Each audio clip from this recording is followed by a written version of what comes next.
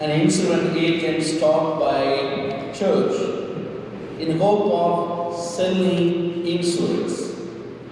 She greets the head usher at the door and asks to talk to whomever is in charge of the church.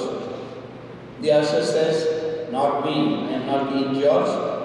I only hand out bulletins. So let me take you to the pastor." The insurance agent then asks the pastor if he is in charge. The pastor says, "Not me. I only preach and teach. Let me take you to the council president." The insurance agent then asks the council president if she is in charge. "Not me. I only conduct meetings and hear complaints. Let me take you to the head of the trustee committee." The insurance agent then asks the head of the trustee committee if he is in charge. The head of the trustee committee replies, "Not me. I just help take care of the buildings and the grounds." By this time, the insurance agent was frustrated and he looked and said, "Who is in charge in this church?" A little more frustrated, that insurance agent. Then all of a sudden, a lady who serves coffee came forward and said, "That is me. Nothing happens in this church until I make the coffee." Maybe a little fun, but sometimes coffee is good to relax ourselves. Morning and evening, little coffee, little snack, that good to relax our life. So today Jesus calls us to relax ourselves in the times of suffering or loss or something that outside goes on without our understanding or without our concern. Something always goes on beyond our limit. We are not author of everything. When something goes on, Jesus says, be relaxed. Be present in your life. Do not worry too much of things, too much of life. I am here with you. Therefore, be rooted in me.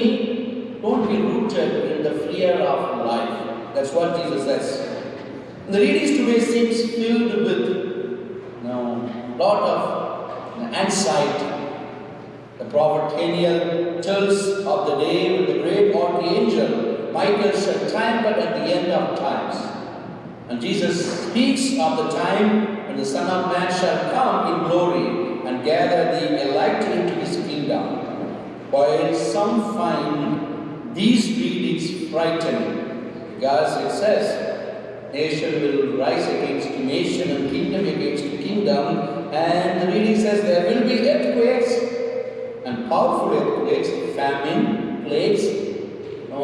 It seems very scary, the reading. But what Jesus says is, do not be afraid of the external factors, whether it's a flood, whether it's an earthquake, whether it is a loss. Do not be too much worried, but rather be rooted in me. Readings challenges us to look at life differently, not with self-centered concern, but with compassion and care. The more we are self-centered, the more are the chances to grow in fear and to become so much afraid. But the more we grow with compassion and mercy and depend on God, then we become stronger in faith. Many a time we worry, even for small things. Sometimes as we drive, someone is overtaking us and coming into our lane, and immediately we get disturbed. But we many a time forget that man or woman who is driving fast might be going after his work, going faster, to spend little more time with his children or making food for them. We forget that. But when they overtake, we become worried, we become upset.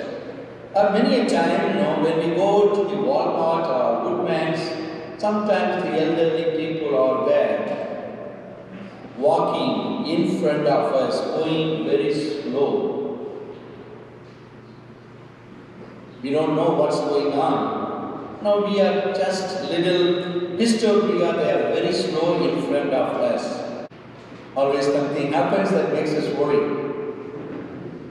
But Jesus says in the gospel today not to worry too much.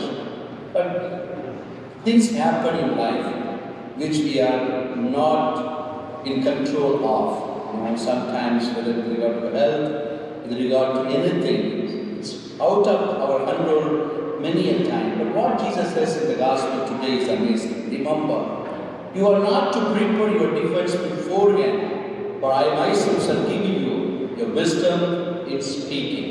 That means, Jesus says, in all times I am with you. I am the God of Emmanuel. The God who is present. The God who will not allow any evil to you. And I am with you wherever you go. So that's what Jesus promises. And he says, do not prepare your defense beforehand. Let us not be prepared in faith too much. Let's have faith in God. And if we have that faith, Jesus says He will be our defense.